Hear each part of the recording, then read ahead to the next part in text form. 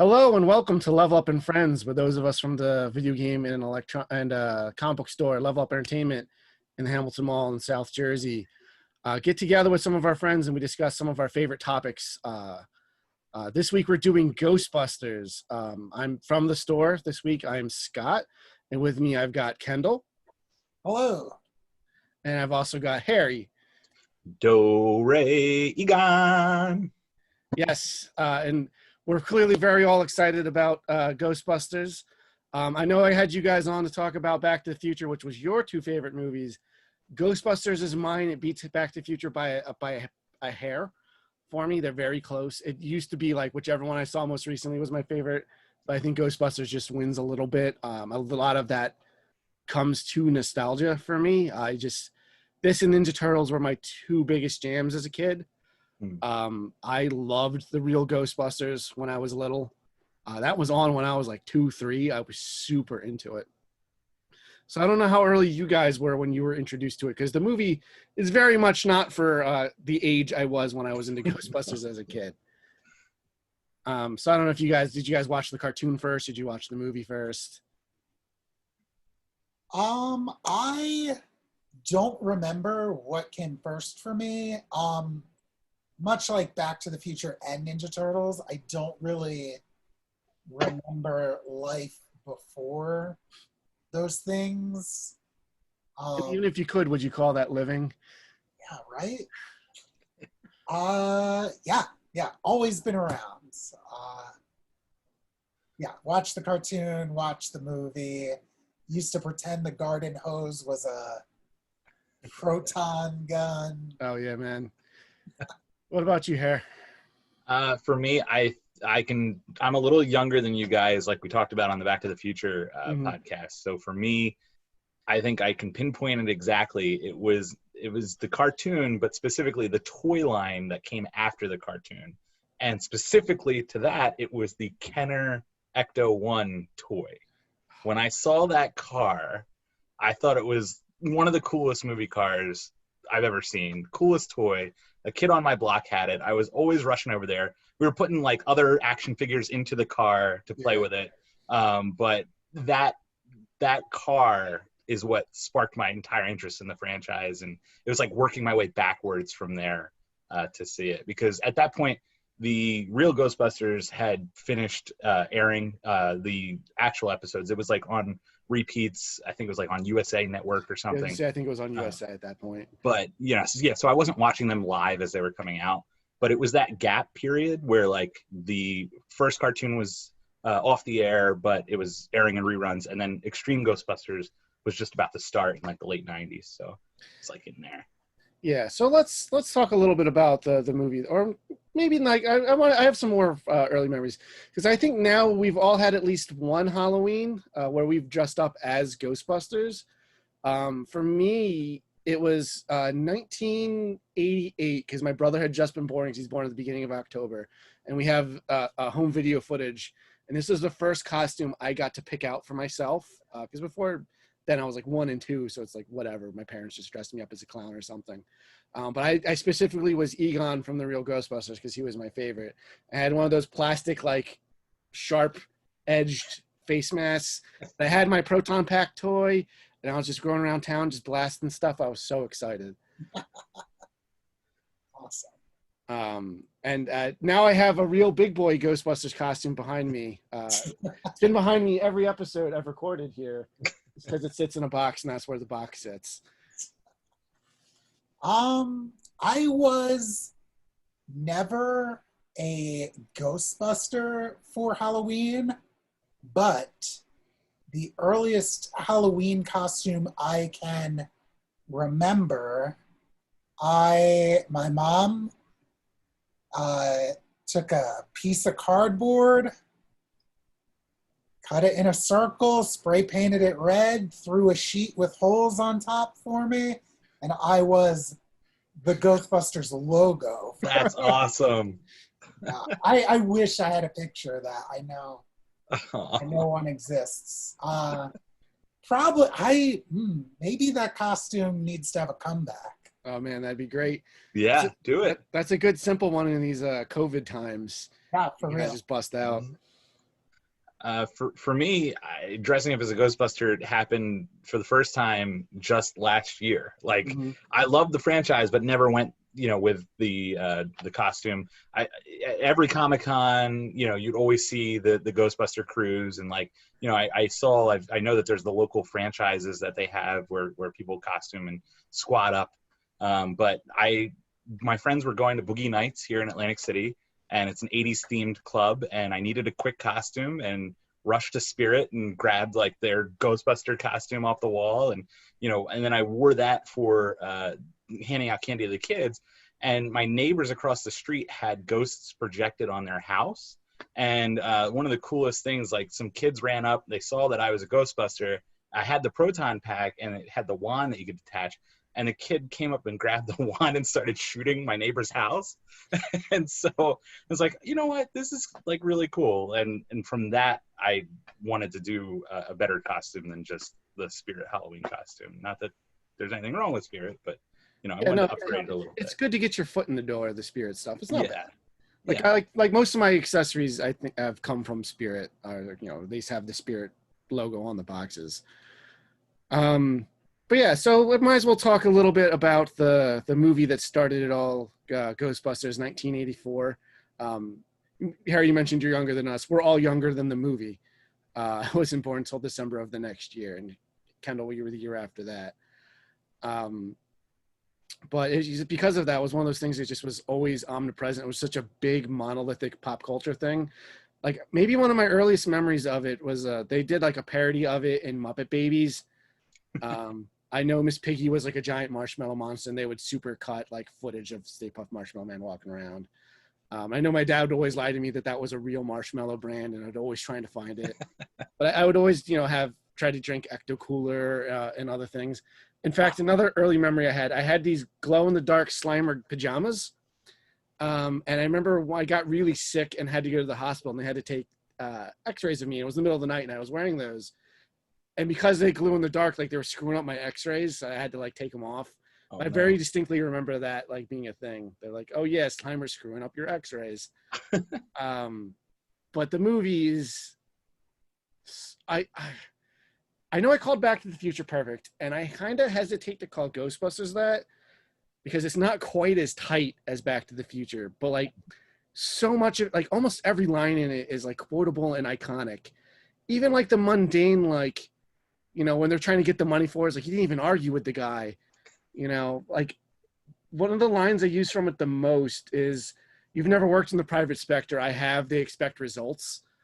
But like, it's such a mundane little throwaway piece of dialogue, but like, it's just everything in it just sticks out to me so much. And I think it's one of those things that, like, even if you, like, I've watched it my whole life over and over, but I feel like even if you haven't ever seen it, like, today, I think it would still hold up and be a good movie. Oh yeah, for sure. And I don't know. I think it's lightning in a bottle. I think it was such a strange mix of various creative visions between, and the chemistry of the leads, and it just kind of worked, because 2 or 3 years later, 5 years later, because it came out in '89, Ghostbusters 2 came out. Same writers, same director, same actors, basically the same plot, and it's nowhere near as good. In fact, that's one of the earliest movies I remember seeing in theaters is Ghostbusters 2, and it scared me so bad. Like, I remember distinctly leaving after the giant ghost in the archway comes out at the end, and I was just like, I can't take this anymore. And I remember the slime coming out of the bathtub to grab at the baby. Like, whenever I would drain the tub after taking a bath, like, it would make this horrible, like, draining sound. And it scared me so much that I drain it and run out of the bathroom, like, immediately. I did that for years, because it sounded like something was coming up out of it. And it scared me so bad. So it took me a long time to go back to that one. But I was always, the cartoon and all the other things always kind of really kept me in fandom for the franchise, even if it scared me as a kid. Did the first movie scare you at all? It's weird, it didn't. I think that might be because I saw it at home on tape. So, like, you can kind of, like, you're at home and you're safe, and it's physically smaller, and, like, I can kind of like leave and do other things while I'm doing it. When you're in the theater, like that's kind of all you've got and it's big. You know what I mean? Like, Yeah. Surround sound. I would argue that there's only like one really kind of scary scene in that first movie. And then just like the monsters the second movie has a lot more of that, like, I mean, it's always played for laughs. It's very goofy, but the second movie feels a little more like, has some more horror elements. The subway with the heads on the pikes. Oh my God. That really messed me up. I feel like the second movie has more of an influence like from the real Ghostbusters cartoon. Like now Slimer's friendly and like a lot cuter looking. Like the monsters are more cartoony, in my opinion, in that movie. Like they're more like gross and scary and more monstery in the first movie. So, but I don't know, just as far as like, and maybe it's also something to be said. I mean, we're jumping around talking about the second movie. Yeah. But there might be something to be said about like the grittiness of New York City. I feel like is a lot more like prevalent, like, not that they're not in the city in the first movie, but the second one just like feels a lot like, I don't know, just like the slime, like changing everyone's like moods and personality, like that whole like montage where like the mink coat comes alive and starts running around. See, I think the montage in the first movie is better when the ghosts come out of the containment unit and there's the zombie taxi driver and like Slimer comes out of the hot dog cart and there's just like that blue one comes flying out of the subway. Like, I don't know. I don't think any of that's the only like kind of scary part to me in the first one is when Dana gets possessed by Zoo. Yeah, I don't know. I also feel like the first movie, like the city is as much a character as anyone else. There's so many locations to go to. They go to the library, Central Park West, Tavern on the Green, which is no longer there. The firehouse is obviously a real firehouse in real life. I'm just talking about scary level. Yeah. Yeah. I will say that subway scene is probably the scariest scene in that one did me movies. Yeah. Yeah. Well, like there's also the part where they're doing the echoes and then like Winston does one and it doesn't. And then it says his name really creepy. like that's scarier than anything in the first movie. Yeah, that was right. But anyway, back to the first movie, and I wanted to bring this up because I just was listening to the Level Up 13th anniversary episode of the podcast that you did. And like one of my favorite parts about the first movie is, you know, at its surface, yes, it's like this supernatural comedy and you have a good time thinking about the ghosts and everything. But it, like underneath, it's a going into business story. You know, it's starting your own business, hiring employees, all the headaches that come with that. You know, finding space to rent. And it was just funny listening to the Level Up story about doing all those things and putting it with the backdrop of, oh, I'm gonna go talk about Ghostbusters. It's a really grounded story. Which I think is what you need as a foundation before you start adding all these supernatural elements and comedy and everything like that. Well, I think that's the secret sauce to the first Ghostbusters movie. Is there's a very gradual build-up to a giant Stay Puft Marshmallow Man walking down the street, but because you've been with these, like, the world is real, like realistic, and the monsters are treated seriously. Like our main characters are goofy, but they're kind of goofy in like a realistic world. And because you're kind of with them for the ride and you're building as you go, like every step of the way, by the time like stuff starts getting really crazy, like you're already there for the ride. And I think that's a weakness of Ghostbusters too. Like, why did they have to go into business again? It's just to tell the same kind of beats over and over and with a much less interesting antagonist. Not that Ghostbusters really like on screen all that much, but like there's so much build up to it. And like the terror dogs have more of a presence than like Janusz does, although I kind of like Janusz in his own way. But the terror dogs are really scary. They scared me a lot when I was a kid. That's true. They did freak me out. It makes for a better climatic battle too at the end. You know, you have the 4 Ghostbusters against the giant Stay Puft Marshmallow Man. Whereas in the second one, yes, they get the Statue of Liberty, and that's a great set piece. But like, what are they ultimately fighting? A painting. And like he barely gets out of the painting in the second one. So and even if he did, And even he did, he was going to possess a baby. Like, right. It's just kind of missing that big final battle that the first one had. yeah. Yeah, that's why when skip ahead a little bit, when the remake came out, I was like, I didn't particularly care for it, but I wasn't like, oh my God, my childhood is ruined, because my big takeaway with it was, oh, women can make just as bad a Ghostbusters sequel as the original cast. Just like, it's okay. It's got a couple of bits that are funny. Like, I'd say Egon's got the best stuff in the second movie. And it's all before they go back to being Ghostbusters. I love his experiments.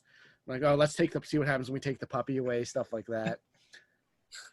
I don't know. It's just one of those things. Like, it's not terrible, and I do have affection for it, but it's just not as good. Like I said, I don't think they could recapture the magic. I will defend the courtroom scene in the second movie. Yeah, the courtroom scene is amazing. Yes. Well, how legally accurate? One of my favorite Ghostbusters scenes. Oh yeah, I know you're a big fan of the Scoleri brothers. I love the Scoleri brothers. Friends of yours? God, they're all that courtroom scene is start to finish gold. That's the magic. Like, that bit there it feels the most like the first movie. Yes, exactly. Yeah, I will say my nitpicks with that scene is I felt like their catchphrases were a little forced, like the Do Re Egon thing.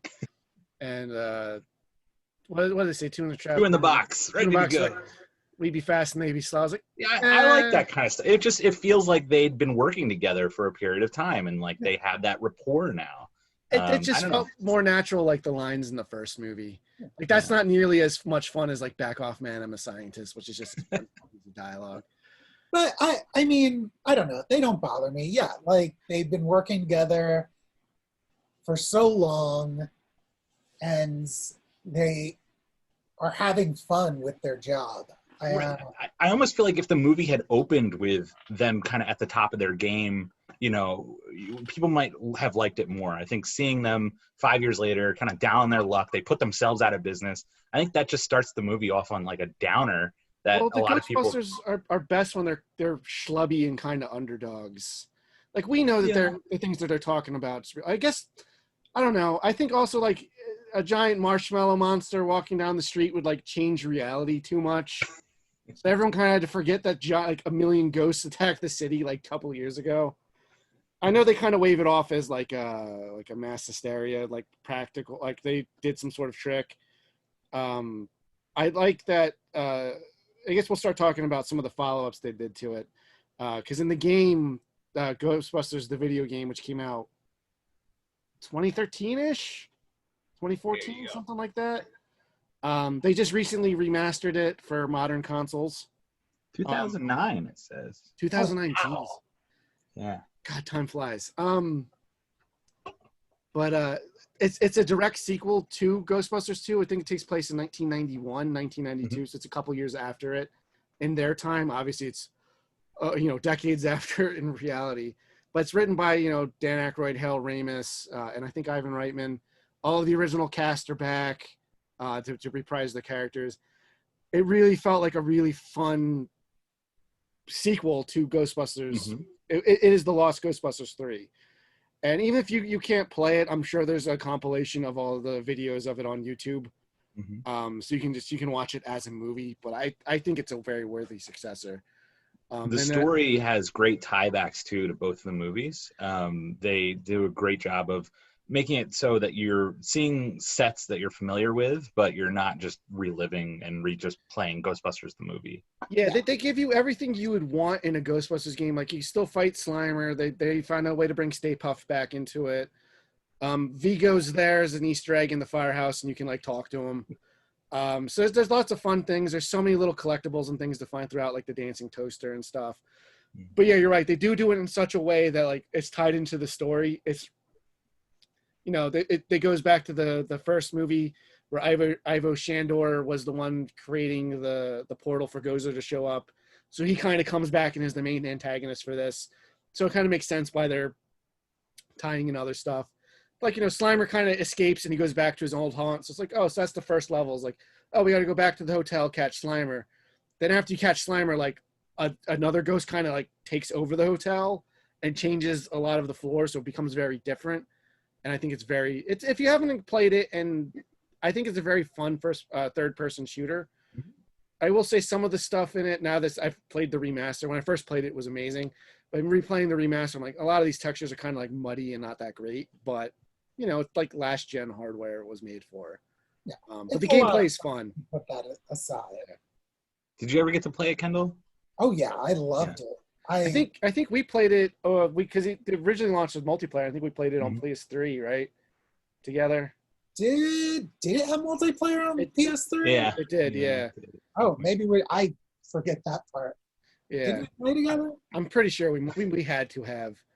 It's been a minute. Yeah. I really like that it added a lot of things that people in the Ghostbusters fandom or franchise have now, adapted as canon, like as the rookie character is now like a character in the Ghostbusters universe that they brought back in the comic books. The fact that the Proton Packs can do multiple different things, be slime throwers and Proton Packs, and they need to vent. People are the modding community is creating Proton Packs that do that, where you can use the wand and switch, and the lights will change, and it'll actually vent, and they'll have smoke that comes out of the back of it. Yeah, like in the game. Yeah, I really want to modify my Proton Pack to do that. I think it would be so cool. Because also, like, one of the things I like aesthetically about the Ghostbusters stuff is, and like you were saying earlier, like the car is one of my favorite cars ever. But like, I love that their equipment like really looks kind of slapdash. Like you can see all the pieces are kind of like not really meant for each other. Weld marks. Yeah, like I really like that. Like, I don't want to call it steampunky, but like kind of junky science fiction. Like you can really tell that they're not refined, like they are schlubby and like they didn't have the money to exactly make state of the art. They were even out of their college. And even when they started getting money, it's like we'd rather spend it into other things. We don't need to. It's function over form, and I think that's really, really cool. Yeah, that's one of the first things they tell you if you get one of like the Spirit Halloween Proton Packs to mod it. You have to actually make it look worse because it comes from Spirit. It looks too clean. So they have you, paint the sides like it's been scraped up, and add hot glue weld marks and stuff like that. Yeah, it's Proton Pack is so cool just for that stuff. Like their most clean design is the traps, and it's just a box that opens up. Yeah. I think I have a toy of the trap somewhere in this house. Oh, I had all that stuff as a kid. I didn't have the firehouse or many of the figures, but I had all like the play stuffs. Like I had a PKE meter, I had a Proton Pack, I had a trap. I did have a bunch of Ecto ones over the years because I loved them, but I would be a kid and like I'd keep breaking them, but I would just get another one because I had to have one. Like for years. The goggles, I remember. I didn't have the goggles then. I have them now, obviously. But one of my favorite things, like I remember the big plastic or foam like stick that you would use as your fake proton stream. I remember hating that. I would just take it out and just pretend I'm shooting an actual proton stream. But I loved the PKE meter with its like fake little ghost on it. I've seen people make like more movie style ones of that PKE meter with like the little spinning top and stuff. I really want to, because the one part of my costume I don't have is a PKE meter, and I kind of want to get that version. Make one of those, just because that was one of the toys I had as a kid, and I think that's kind of fun and a little bit different. But I probably will pick up a regular PKE meter now that it's about to be Halloween again and they're back in stores. I assume, I don't know what the world's like now that COVID is ravaging everything, but. So that toy line was based off of the real Ghostbusters. I don't have as much experience with that as you guys do. Do you guys have standout episodes, or what was your experience with that? Yeah, I can tell. I have some stories about the real Ghostbusters. Ironically, when I was a kid, I loved Slimer. I thought he was the coolest dude that ever existed. As an adult, the less Slimers in an episode, the better it is. There's a lot of. The show is surprisingly great. A lot of TV from that era that I loved as a kid, I cannot watch now. Like I can't watch most Teenage Mutant Ninja Turtles, He-Man and Thundercats. Are like a lot of that stuff was just toy commercials. But I think the fact that they got real science fiction writers like J. Michael Straczynski was kind of the showrunner for that, at least for the first couple of seasons, and then ABC changed the show a lot to make it more kid friendly, and it was really bad. But there's a lot of really great episodes for it. Collect Call the Cthulhu is great. It's obviously a parody of Cthulhu. No Slimer in it, but they talk about Gozer because they're like this, like Cthulhu makes Gozer look like Little Mary Sunshine or something like that. But there's lots of like fun Arkham stuff in it. I love Sam Hain in it. The pumpkin-headed ghost. The boogeyman scared me so bad as a kid. But it was one of those things like Egon was scared of him as a kid, and he overcame it and became a Ghostbuster and defeated him. So I was like, yeah. There's so many great episodes of it, but I don't want to hog the spotlight here. If you have any you'd like to share, Kendall. Two that really stick out for me. I had a cassette tape with an episode called Drool the Dog-Faced Goblin. Mm-hmm. And the Ghostbusters are taking a job all the way out in the Poconos. They're hired by a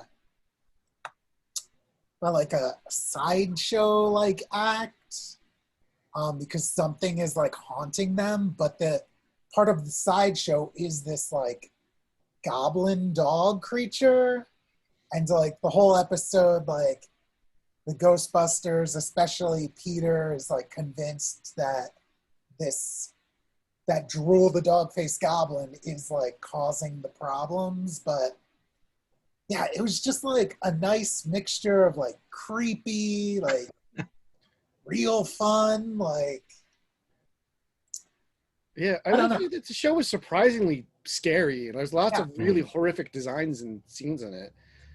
And then one episode I had recorded off TV because it was aired as a Halloween special. So they played an episode later in the evening and stuff. I think I know which one you're talking about. It's called The Halloween Door. Yeah. And it's just this there's this man, he hates Halloween. Yeah. So he it's ridiculous. He's got an anti-Halloween death ray. It makes Halloween disappear. He Oh my gosh. He builds a giant laser that's just supposed to, that actually does destroys all Halloween decorations everywhere. Yeah. Turns the candy to ash. But in doing so, he violates a sacred contract that demons and humans had made thousands of years ago. Yeah. Well, one night a year they would be celebrated.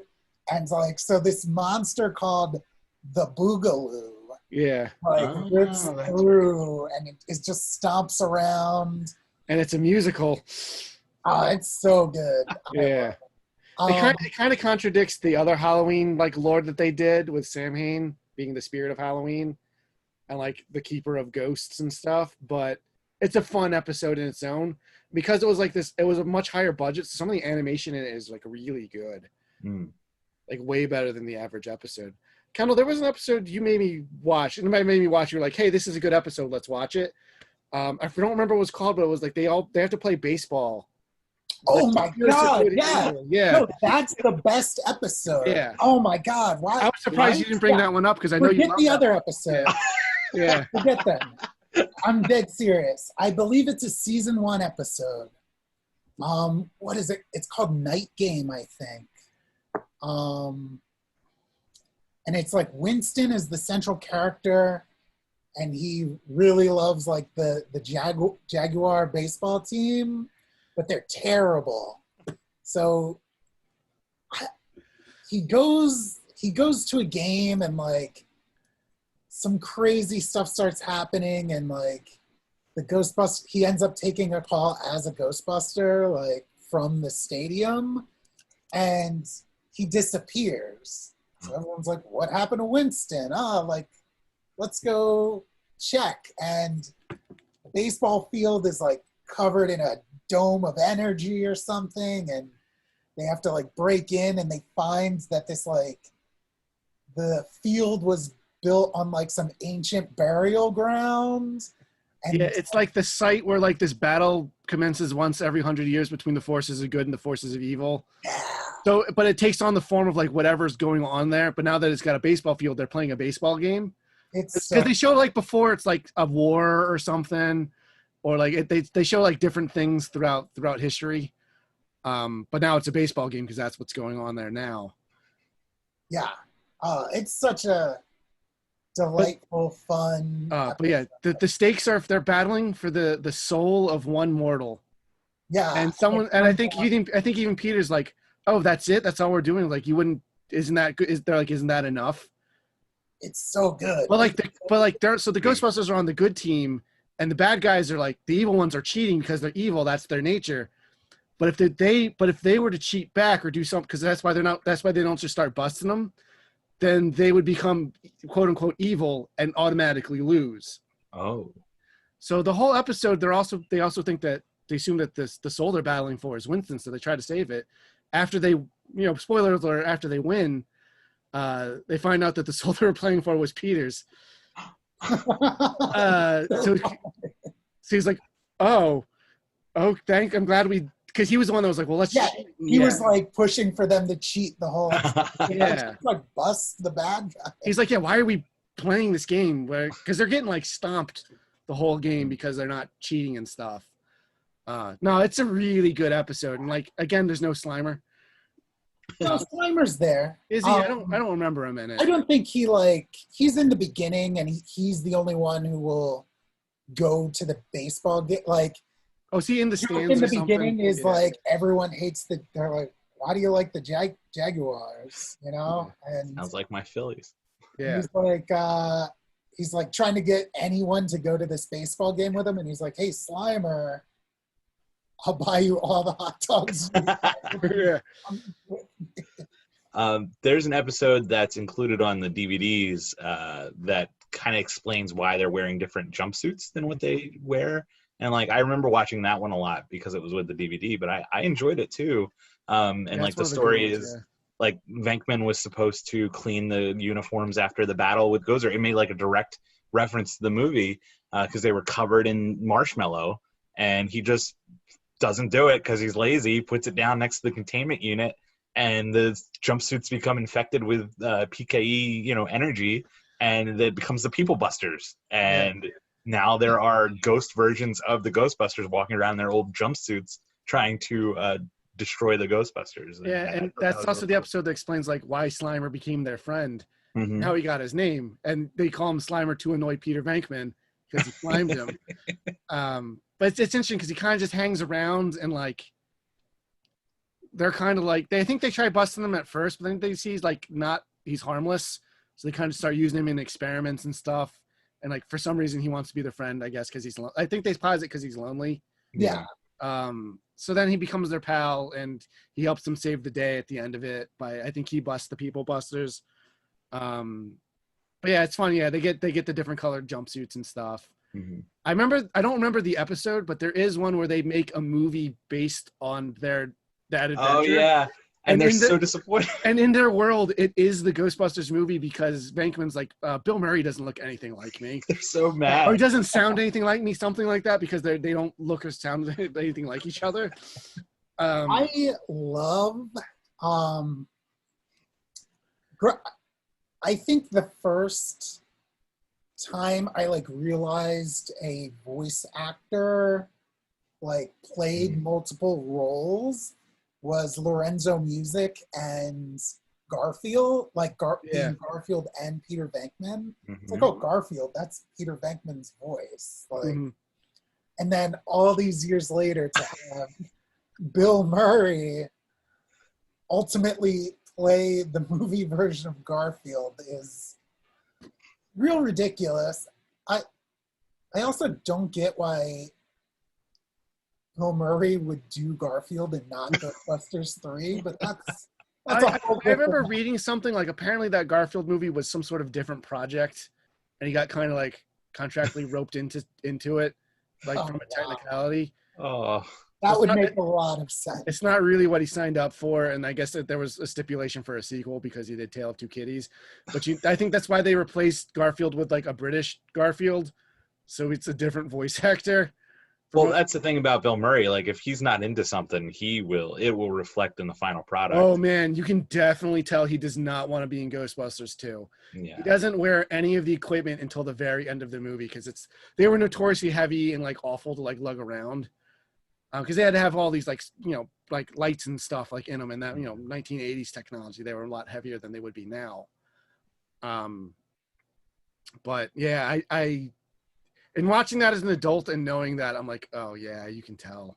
Like it's like Harrison Ford in Return of the Jedi. You know he doesn't want to be there, and it shows. And it's like kind of sad to watch as an adult, like knowing that. When you're kids, you don't care. I was like, whatever. Yeah. But I'm sure that's something that, plagued all four of them for years after the movies came out. It was like, why don't you do another one? Why don't you do another one? And like, they probably all wanted to do different projects. And, I have a feling Ghostbusters 2 wasn't made from a creative standpoint and more like the studio being like, hey, this first one made so much money, we want another one. Yeah. It strikes me more as that because the script's not nearly as smart or interesting. Like I said, it goes through a lot of the same beats from the first movie. It's a very typical sequel, which is disappointing in a lot of regards. And they'd been talking about Ghostbusters 3 my whole life. And then I remember the day that Harold Ramis died, and I was like, I don't want another Ghostbusters movie. And now we've gotten two of them. Yeah, we're getting two of them since then. So, and that makes me real nervous for like Back to the Future and some of these other movies that haven't gotten these late sequel revivals. I'm actually shocked we haven't gotten a Gremlins 3.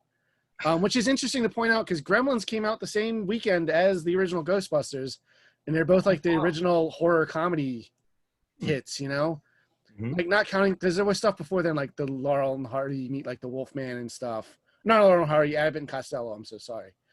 But like those were the first two like modern ones, and then after that we got like Nightmare on Elm Street and Chucky and stuff like that. Yeah. Well, don't put down Gremlins 3. I have the perfect script for it right up here. But we'll go into that a little. Yeah. Off mic. When they announce Gremlins 3, we'll do a special podcast episode where we talk about what they should have done. Because I also have a plan, an idea in my head that would make a great Gremlins 3, and I don't think they'll do it. But anyway, we're not talking about Gremlins. I just think that's an interesting parallel. Yeah, for sure. Yeah. Which is also a great movie and ties into the Back to the Future podcast we did a couple episodes ago, since it also takes place in the Hill Valley set. But yeah, so after Real Ghostbusters, half a decade later, maybe a little bit more, 7 years. 97. 97. Yeah. I don't remember when Real Ghostbusters ended, but I want to say it was the early 90s. 91. 91, yeah. So a while later, they not rebooted, but they did like a continuation, like a new format called Real Ghostbusters, or not Real Ghostbusters. Oh my God. Extreme. Extreme Ghostbusters. Yeah. But they made G.I. Joe Extreme around the same time, and everything is extreme. Everything was. I remember as a kid when that was coming out, I thought that was the lamest thing because it was that like corporate 90s attitude marketing with like these edgy new designs and like this ultra hip version of the classic theme song, and I'm like, I don't like this, and I just never gave it a chance. Since going back much later and like kind of rediscovering it, I'm like, oh, this isn't that bad. It's fine. But you guys watched it when it was on, right? It was my I think before I talked about my school morning of school watching different TV shows, and this was one of the ones that was in like the kids WB rotation like before school. And the thing, first of all, the car, they redesigned the Ecto-1. It became like sleeker, and I was like, oh, it's so cool. Another Kenner set came out. I was like, all right, well, I didn't get the first one. Maybe I can go find this one. Didn't get that one either. But I do remember that this was like the first passing the mantle story that they've been pushing and pushing for Ghostbusters 3 ever since. And there was a new group of they were like college kids that took over. There was a lot of diversity on the cast, which I thought was really cool. It introduced the world to Kylie Griffin, who was like the goth girl, but now you had a girl Ghostbuster, and they had Eduardo, who was a Latino Ghostbuster, and they had Garrett, who was a lead, but he was in a wheelchair, which I think for kids programming, I don't think there were many lead characters that were in wheelchairs at the time. So I thought that was really cool. And then they had Roland, who was the mechanic, but also like the heart of the team, and he was African American. So like they really did a good job of making sure everybody was represented on the Ghostbusters team. And those backgrounds weren't just lip service; they actually they affected the way that these characters reacted in certain situations, and they went into their backstory with certain ghosts related to their background. So I thought that was really neat. Yeah, it's cool the connective tissue it had to real Ghostbusters. Obviously, Slimer, Egon's their professor, and like he's with Janine now. But like Slimer's in it, but like Slimer looks like a completely different ghost. There's one episode I know where like their spirits get like sucked out from their body, but that happens to Slimer too. So he's a ghost of a ghost, and it's really weird. I remember thinking that's really weird when I saw it, but like I don't think it was the Boogeyman, but it was another ghost from the original series. I think tormented Kylie as a kid. Then It might have been the Boogeyman. I know what you're talking about, because like that was a dark one, right? Like she lost her friend. Yeah, like it's like that like ghost? someone she knew died from him. Yeah. But like it came back, and then she was able to bust it. So there was a couple of things like that, and then obviously, because there was an episode where excuse me one sec, where the original Ghostbusters also came back, that weren't Egon, so Peter, Ray, and Winston showed up. They're older, so they just had like lines under their eyes. Like you do. Yeah, but that was fun. I just remember the story they came back for was like just your standard monster of the week. Would have been neat if it was like something that they had experience with. Was it a two-parter? Yeah, it was the series finale. Yeah. Part one was like kind of lame, like monster, but the part two was really, really good. They like fight and capture, they capture the Bermuda Triangle, and like it was wild. It was crazy. Like there's one scene where like the Bermuda Triangle like sucks up the Statue of Liberty, but they like manage to drive it off. And then they're like, oh, it'll be back. And probably the most ominous scene in all of Ghostbusters canon, they like turn around and they're like, it's like an epic shot of like the two teams like looking at the city, and like the Twin Towers are there. And it's just like watching it in a post 9/11 world is like, whoa, this is dark. How did they personify the Bermuda Triangle? Is it just like a big water monster? It's like a big like fog that can like take corporeal form. It just has like tentacles, and I don't know. It was cool. I liked it. Yeah, I thought it was a good story, for sure. And yeah, there's parts of it. Go ahead. No, there's parts of Extreme Ghostbusters that are definitely worth revisiting if you wrote it off back in the day. And I definitely think if they like took, if Extreme Ghostbusters was made now, it would be a much like, because it was very like monster of the week, but even like the opening two-parter, like they kind of could have like, because it starts out like they're trying to build a new subway tunnel and they like break something, like, and that's why there are ghosts now. So like, I feel like if it was made today, like there might even be like a connecting storyline, things like that. It's a pretty fun show, worth looking at. Yeah, modern kids cartoons are like really good, like telling stories now. I would love, like even more than getting like Afterlife, I would love just a new cartoon.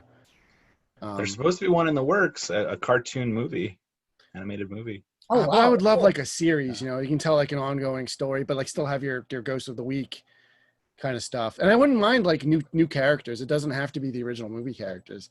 They just have to be, interesting. I mean, you could do so much more in animation than you could. Oh yeah, definitely. Like there's especially the something like this because you can have your imagination's the limit. You know, like there's no limit to how creative you can be, and I think that's a big strength of the various cartoons, is like episodes would be so different and weird, and like the monster designs were like I don't think they ever repeated them unless it was like occasionally they had repeat ghosts. I know they sort of became friends with the Stay Puft Marshmallow Man after it was like done being like inhabited by Gozer. Really great. He helped them fight Murray the Mantis. He did. And I remember there was one where the Stay Puft Marshmallow Corporation wanted to like license him as like a mascot for them for like going into like the Macy's Thanksgiving Day Parade, stuff like that. But like there was like a weird, cynical adult edge to a lot of the humor in it that like it's made it age extremely well considering, especially compared to its other contemporaries in the 80s. I think a lot of 80s cartoons are pretty bad in a modern context. They do a great job of like keeping the facts that like Egon is so weird. Like they just like translate that into the cartoon like so well. It's a pretty impressive piece of work. Yeah. Maurice Lamarche, voice of the brain. Yeah. Does a great Egon. At ACBC in 2015, met Maurice Lamarche and Rob Paulson, who are Pinky and the Brain. I was like, oh my God, this is so good. And I think I was with you, Harry, and after we left, I was like, I didn't talk to them about Ninja Turtles or Ghostbusters. I was like, oh my God, what's wrong with me? It's not top of mind for most people. I mean, it's because they were together. I was like, oh, it's Pinky and the Brain. If you got the two of them together. Yeah. But they're really nice. I'm really glad I got a chance to talk to them. Well, speaking of meeting people, Harry, we've met a couple of Ghostbusters. Yeah. So you got to meet Winston, Ernie Hudson. Local con. He's at a lot of them. He's usually pretty easy to find. But if you want to tell us a little bit about that. Sure. So Ernie Hudson is, I say, out of all the four, he is, well, with Harold Ramis being gone, it's impossible to meet all four now. But Ernie Hudson is the one that's the most enthusiastic about still being part of the franchise. He will, he'll go to cons dressed up in full uniform. He'll take pictures with the Ecto. So we saw him it was a New York Comic Con, and we got pictures with him in front of an Ecto, which I thought, that was really cool. Like, that's it. But later on in my life, I got really into pinball and ended up buying the Ghostbusters pinball machine. And one of the things that I thought was really cool, because Ernie Hudson was going to be in Atlantic City, which is like right down the street here, would be to get him to sign the pinball machine. And it's like, well, how do you bring a pinball machine to a con? You really can't. So I had him sign the back glass, which I pulled out of the machine so I could show you guys. Because Ernie Hudson does all of the call outs for the machine. So he signed it to me with Super Jackpot, and he wrote his name in Winston. And it was just a really cool experience. He remembered doing the voice work for the pinball machine. A lot of these guys, they just go in the studio for a day and they're like, whatever, it's not a big deal. But he knew that not only did he do the voice work for this machine, but he also was like, oh, have you ever played Congo? Because I'm in that one too. And I was like, yeah, you are in Congo. But he was really great to talk to. And if you ever have a chance to meet him, he is not one of those celebrities that are like, oh, that was in my past, I don't want to talk about it. Like, I can't imagine how many people talk to him about Ghostbusters every time he appears somewhere. And he's super enthusiastic about it, and he makes time for the fans, which is really cool. Oh, that's super nice. You and I got to meet Dan Aykroyd, 2 years ago now? Would have been last year. Yeah, because it was November last year. Yeah. Oh my God, yeah. Time has no meaning anymore. Because I was in the early stages of that Ghostbusters costume. Yeah, you came in costume to that one. Yeah. I just came in my my Halloween Horror Nights shirt. But he was doing he has his vodka. It comes in the shape of a bottle, the shape of a skull, and he was doing a signing like in the area. So we're like, hey, let's go do this because how often do you get to meet Dan Aykroyd? And God, how long were we in that line? Oh my God. So we got there early too. got there early. I think we got there, was it like 3, maybe 2, like in the afternoon, early afternoon? Like it was the middle of a weekday. Yeah. Line had already stretched like around the bar and down, or around the liquor store and down and all around. And it was the coldest day of the year. Yeah, like, do you remember really how cold it was? It was really cold. I remember you were excited that you were wearing your costume because it had gloves and you could put them on. Yeah. I was wearing like my jacket and stuff because I wasn't in costume, so I was like, I'm okay. But eventually we got in. I want to say it was like close to when the place was closing because we were worried about whether or not he'd cut off the line. Yeah. And so it was like 9:30, maybe 10 o'clock, and we were just standing there in line all that time. Yeah. But the other part of that was, well, I'd already gotten Ernie Hudson to sign this. So I was like, well, hopefully Dan Aykroyd will sign it. But there was all this conflicting information about like, what would he sign? What wouldn't he sign? He'd sign the Crystal Head vodka, but like what else? So I ended up bringing this on a whim, and he was being really cool. He was signing anything. So he did get his signature, but it's, you know, much like my fault because I had a silver Sharpie with me, but I didn't test it before I left, and it was dying. So, and he signed it against my back, so that was he signed Scott's back. But then I had one of those moments where you're talking about, Scott, where like after I left, I was like, oh darn it, I didn't even talk to him about the Blues Brothers. Like I love the Blues Brothers, and like I love what he's done for jazz and all that stuff. And I really wanted to ask him what would happen if you shot someone with a proton pack. Would it suck their soul out of them? But well, he has all the lore. Like he has to keep. Well, that's because he's the one to ask, because right. He had reason for everything piece of technology to exist in every aspect of everything. Like one of the DVD or Blu-ray extras is like them restoring an Ecto-1, and he's like going through it and explaining to the people restoring like what every little piece of equipment on it does. I'm like, this guy is a madman. Yeah, for these things. He's a very interesting person. If you ever like do a dive into his backstory, he has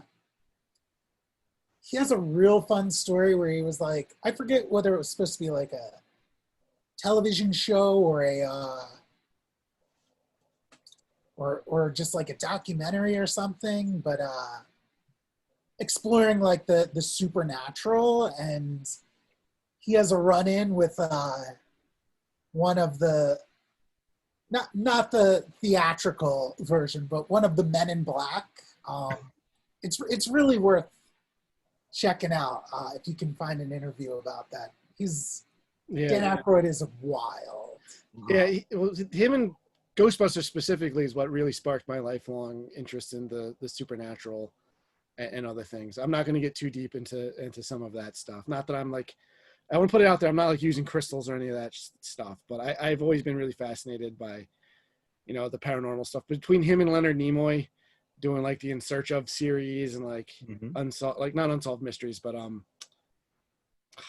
crap. There's another like mystery show, but like I grew up with in the library of my mom, and they had all the tapes for that stuff. So I would just watch them over and over again, and I found all that stuff really fascinating.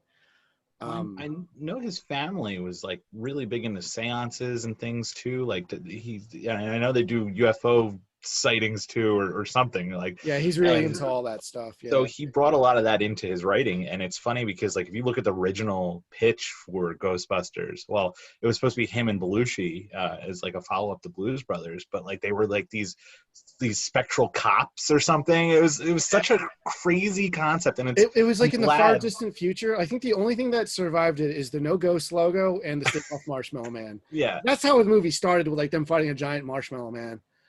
Oh, go ahead. Yeah, I would love to see that adapted into a comic now that they do that kind of stuff. That's exactly what I was going to say. Yeah, but like I remember that the story is like Ivan Reitman and Harold Ramis saw it and was like, this is unfilmable. Like, we need to make this into something that can work. But that's why I say it's like a conflicting thing of like a lot of different creative visions that kind of like pared it down into the movie that it is.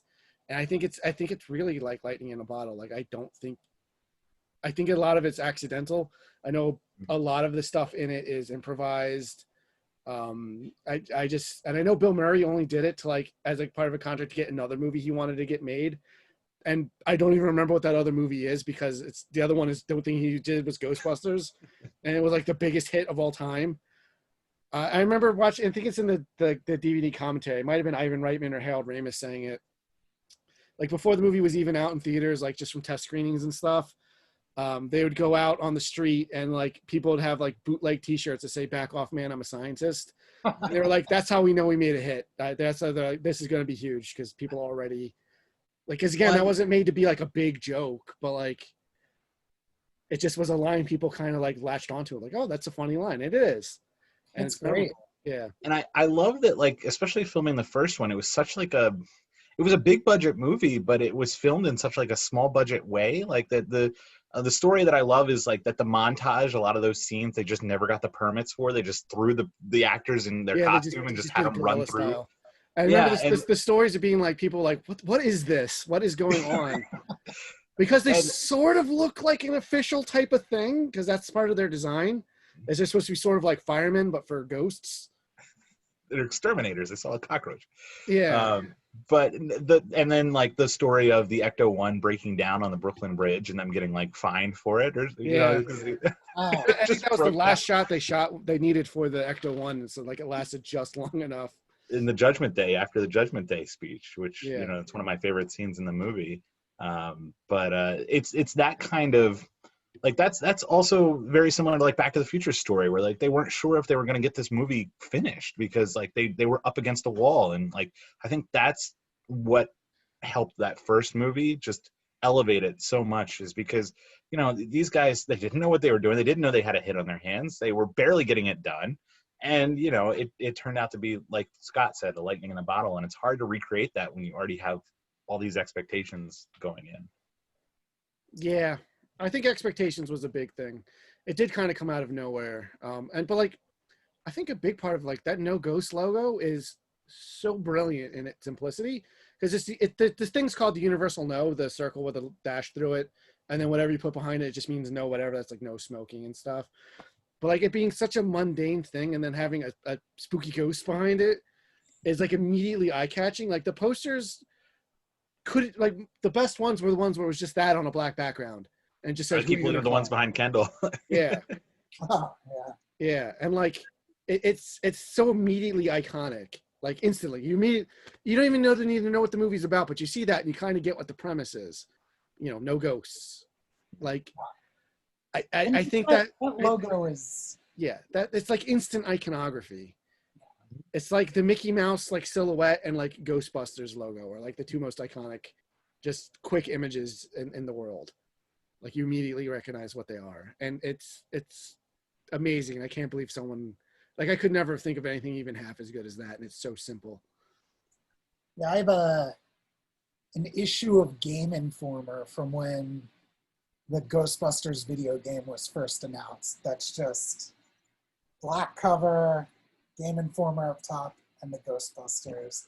I'm like, yeah, if you're a marketing person for Game Informer magazine, it's like, this is all we need to sell this issue. And that's so much more eye-grabbing than if you just put the logo and then like the Ghostbusters shooting stuff and like ghosts, kind of like what the cover for the game was, but like I think having just the ghost, No Ghost logo on a black background is so much more immediately eye-catching. Excuse me.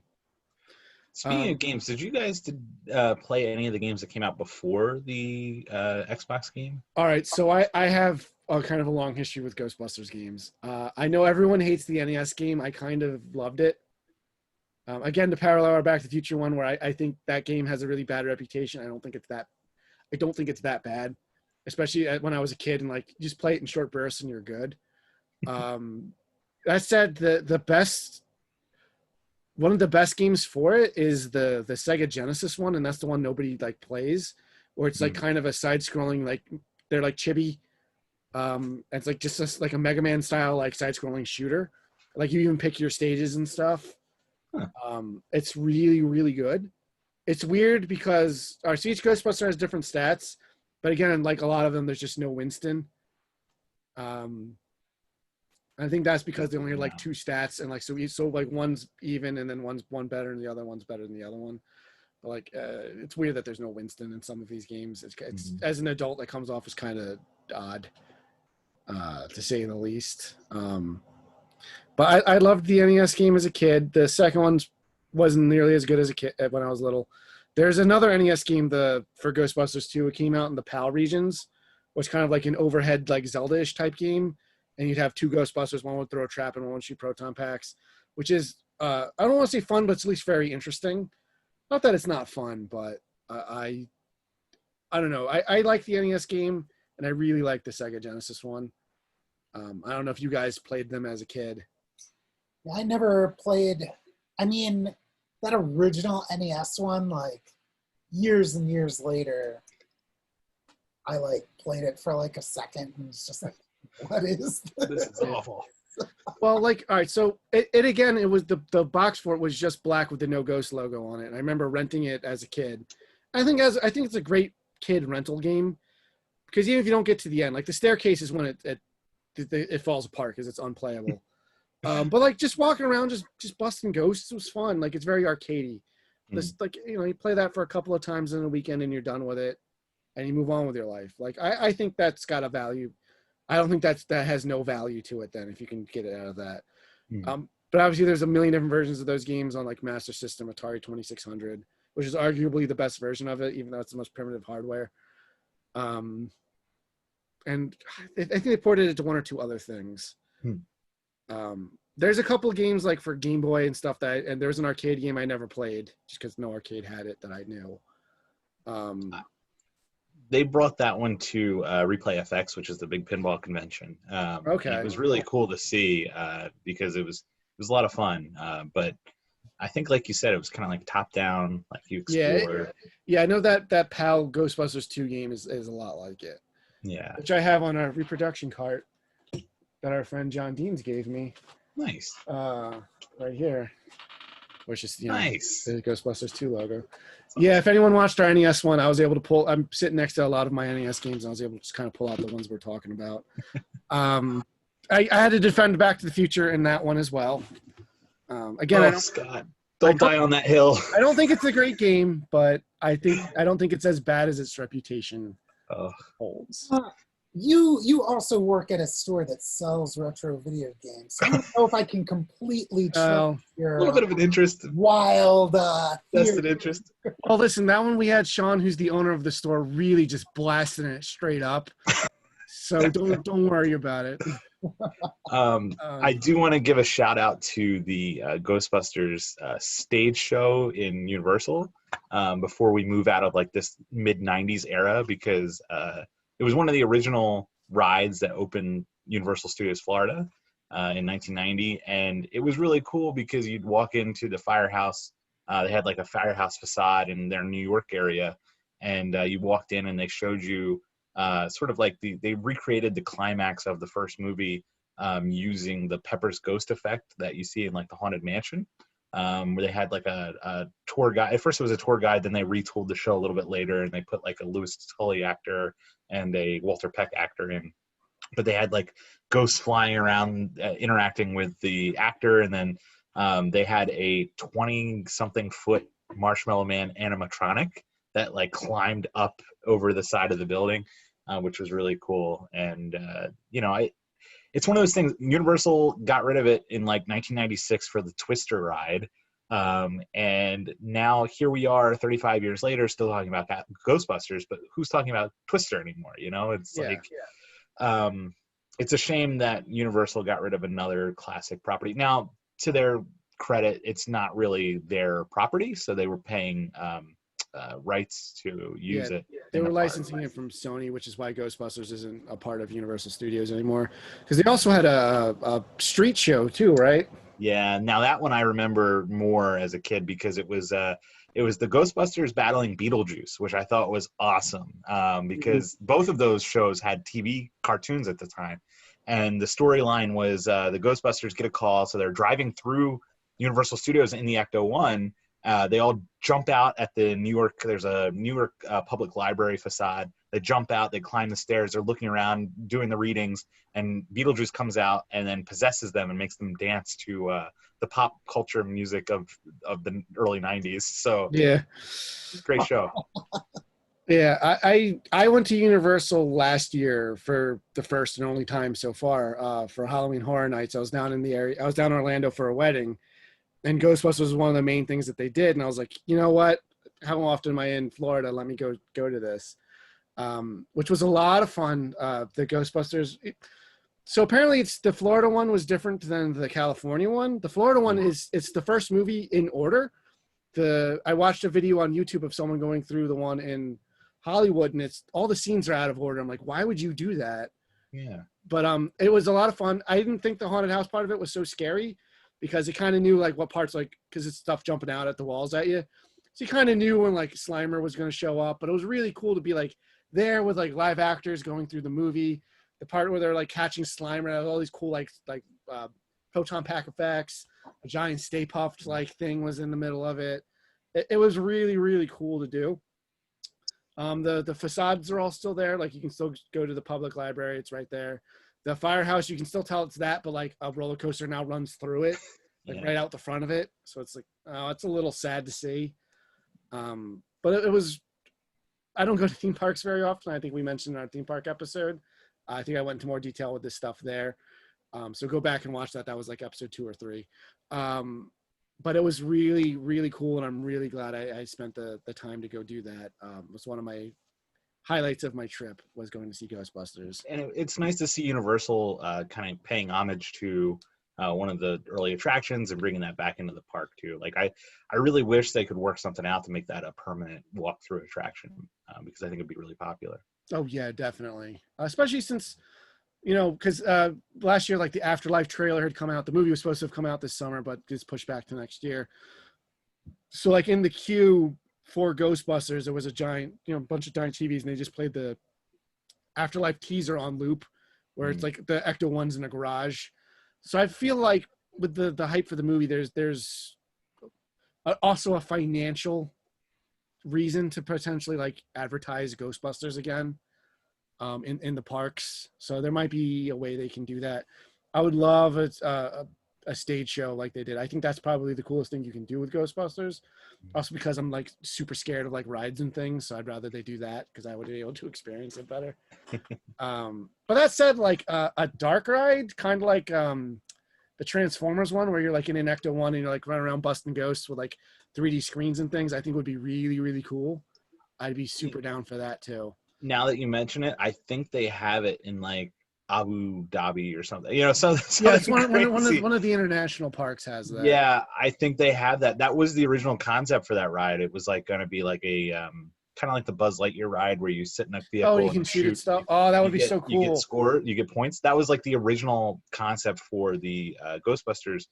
What ended up becoming the stage show, but they didn't use it, and so now this international park brought that back, and you are firing at screens, and you get points because you're trying to be a franchise and all that stuff. Oh, that's really cool. Yeah. Yeah, that would be really cool. If they do that, I'll make a special trip to whatever park it's at. Hopefully, get your passport. Hopefully, it's also the same time when Nintendo World opens up, because I really want to go to that too. But I think it's in Dubai. Yeah, I want to say it's in Dubai too. I remember hearing about that and being really disappointed because it's like I can't go to Dubai. Yeah. If it's in Florida, that's a little bit of a different story. That's not too long a trip. But anyway, moving on beyond that. So we briefly touched on some comic stories. So do you guys ever read any, like not counting the IDW comics that are going on now, do you read any of the books beforehand, like any of the real Ghostbusters stuff? Or like, Kendall, I know when we were in high school, like, what was it, 55 miles per hour studio or something? 88 miles per hour. It was 88 miles. All right, that makes more sense. They had a Ghostbusters comic. Yeah, 4-issue like mini. Yeah, so I of course read that. Again, the issue 1 variant cover was just black and no ghosts. Logo. Yep. All you needed. I remember you guys went out of our way to get that cover. But I had one real Ghostbusters comic when I was a kid. And it was like part 2 or it was the conclusion of this story where they were running around an art museum maybe, or maybe it was like some kind of museum. Mm-hmm. And I remember like a ghost possesses like a skeleton, or So that's all I really that remember. sounds like it might have been an adaptation of one of the episodes. As I know, there's one where they're in a museum, and like as they're battling like things being possessed, like Ray's like critiquing all the art and stuff. Yeah, maybe it was. I don't Yeah. know. I barely remember it. Yeah, I have one or two. I didn't have any as a kid. I have one or two now. Just I saw them for like $1, and I'll like pick them up. Cool. But I remember the 88 miles per hour ones because it was a continuation of the movies. Did it skip 2? I don't remember 2 being referenced in it. Oh, But I remember they're catching Slimer at the beginning of it. Remember it. I know it was like something. Wasn't the plot like, oh, there was like an original fourth Ghostbuster who like There was like a Pete Best. wanted revenge or something? I don't remember. I remember it being like, it was awesome at the time, but like kind of lame in retrospect is what I remember. It was cool that there was a Ghostbuster comic, and Yeah. at the time where Like that was, there wasn't. nostalgia would hit us, like Mm. But a few years ago, IDW got the license, and man, they've been just knocking it out of the park with it ever since. So both movies happened and the game happened because they reference things that happened in the game, and the rookie character eventually shows up and he's running a Chicago franchise, which is awesome. But it's so good, and they have had the same creative team on it since a couple years ago. It stopped being an ongoing, and it just has been like a yearly mini series or so ever since, which I think is a much better format for it because it allows them to just kind of come out when they have a story, or like they crossed over the Ninja Turtles twice. They just did a Transformers one last year. They crossed over with the real Ghostbusters. Oh, they crossed over the real Ghostbusters. That one is so good because that one takes especially since it takes place during an episode of the show, and it's in continuity then with the show. And they mention it like one of them calls Slimer. And they're like, who? Because they don't give him a name in the movie continuity, which is where this takes place. And it's like, oh, it's so. If you haven't a chance to read the IDW series, pick up the graphic novels. They're really good. You will not be disappointed. Yeah. And it was made so years and years before this comic was a twinkle in IDW's eye. The artist was on DeviantArt. I used to follow him, yeah. Yeah, and he would just do like, here's my take on all the characters, all the ghosts of the week from the cartoon. He would do the toys. Yeah. And they looked amazing, and then that's how he got the job, and he's just been drawing Ghostbusters ever since. That's really so all you amateur artists, just do it. Just do what you love. And one of the fun things in the series is there's so many fun Easter eggs and references. Like a lot of the incidental ghosts and stuff in the background are toys. Or like, they came with the Ghostbusters toys and they had something to fight. Like there's a haunted area and like just a toilet has a face in it and it's the fearsome flush. There's Ray has like a spirit guide who's very clearly John Belushi's character from the Blues Brothers. There's just so much fun stuff like that. You mean Chevy Chase? Boyfriend who was Chevy Chase. Chevy Chase is in it, yeah. Who was supposed to be in the movie, yeah. Oh yeah, like a lot of the people in it, like if you're looking for it, you can kind of tell they cast like a classic 80s actor as them, more or less, even though they're like in this like, much more stylized cartoony look. But they bring in a lot of the real Ghostbusters stuff and those characters. They bring in like Janine's boyfriend looks like the RGB, or no, I think the extreme version of Egon, because then they meet they eventually do meet the real Ghostbusters version of Egon. But like they bring in like the 2016 Ghostbusters characters, like they basically do like they basically explain like this Ghostbusters multiverse in a way that actually makes a lot of sense. They explain that the ghosts are actually what makes up the ghost realm, is kind of like the barrier between realities. So like kind of busting ghosts and like putting them back in there is kind of helps keep stuff stabilized. That's kind of where ghosts come from, where like that the wall in reality is thin, which has helped lead to a lot of like the fun crossover stuff. Because like the Ninja Turtles ones, like they kind of deal with like characters maybe that they killed in their book and now kind of want revenge, and they use Ghostbusters ghosts to kind of deal with that. There's so much fun stuff in it, and it's all so good. And there's like some dark stuff they deal with. Like, not every the movie characters are fine, but like a lot of the characters introduced, some of them die. But because they're Ghostbusters, you can kind of still have them around. I like that they aren't afraid to introduce new characters either in that in those storylines. I mean, you can only get so much mileage out of the original four, and it would make sense that they meet new people and they have new connections and things. So I really do like that about the comic book, because they do throw in like a lot of movie references in there, but it's in support of a larger story, not the main focus of the story. Well, like the Chevy Chase character kind of reverse engineers their tech a bit and makes a rival company, which instead of catching them, they just kind of destroy them. And then the Ghostbusters realize, like, oh, you're not really getting rid of their PKE energy, you're just dispersing it, and it kind of like makes a bigger problem going on. And he kind of becomes like a minor recurring antagonist / frenemy. But like Walter Peck becomes like a supporting character who kind of needs to work with them, even though they don't like each other, but he becomes part of like this paranormal oversight committee.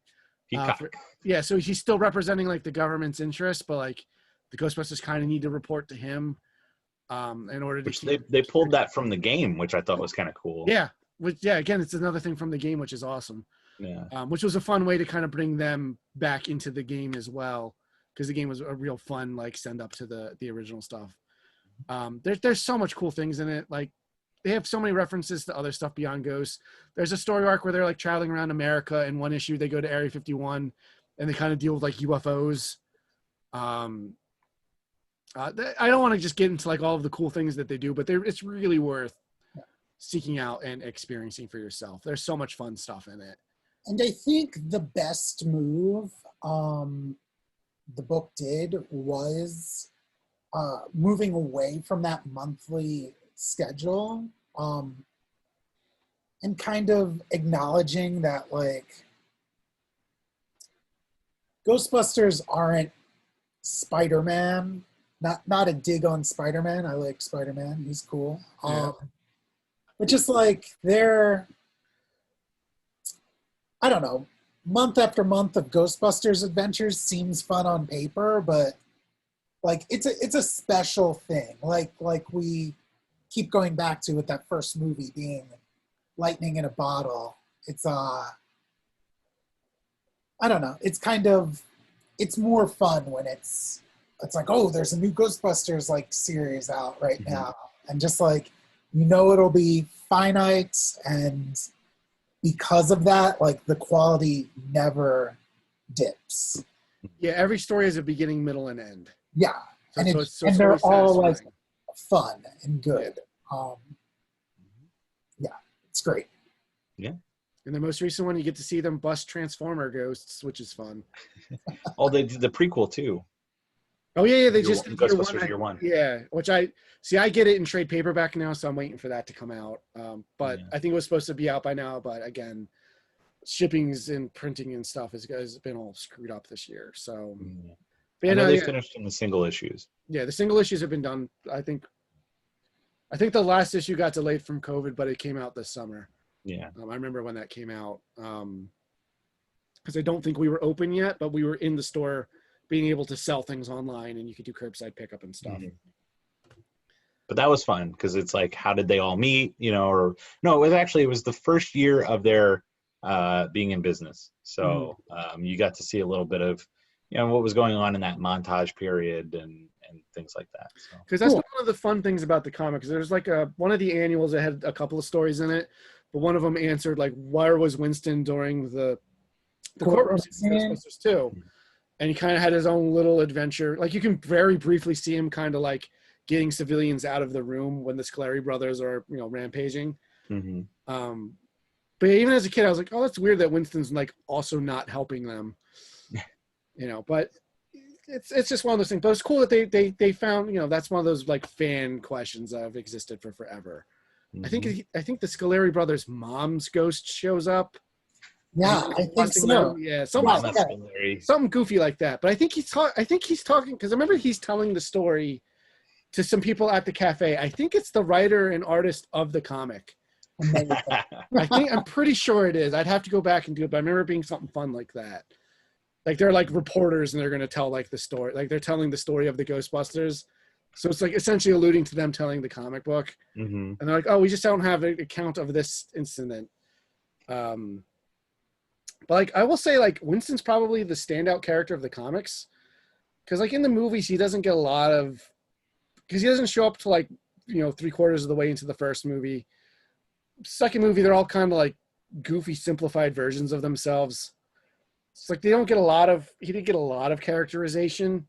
Like they dig into like what makes him tick a lot more, and him being like kind of the normal guy, like, and that being a special role in the team. Yeah, that I like that part of what they're doing with him. It's like they did have him go and did he go to night school and get? I want to say he went to night school. He is a doctor with them now. Yeah, that was an ongoing thing in the comic. He was going to night school.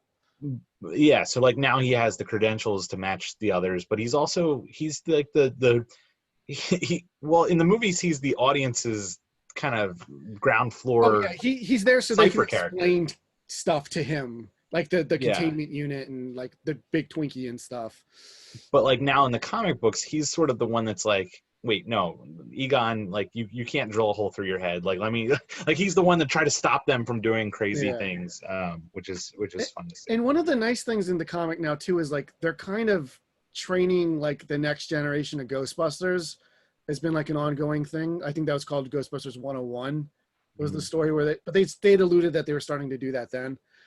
But like it's kind of cool that like they've already passed on the torch a couple of times because there was like the new Ghostbusters team, which was Janine, Kylie, and the Chevy Chase character. I can't remember his name. Ron Alexander. Yeah, Ron Alexander, and then their FBI friend they made earlier in the series. Ortiz, yeah. So like they kind of took over the Ghostbusters for a while because we'll find out in the story, but like the original ones went missing and no one knows what happened. So that's also a story they're trying to figure out, a mystery they're trying to unravel.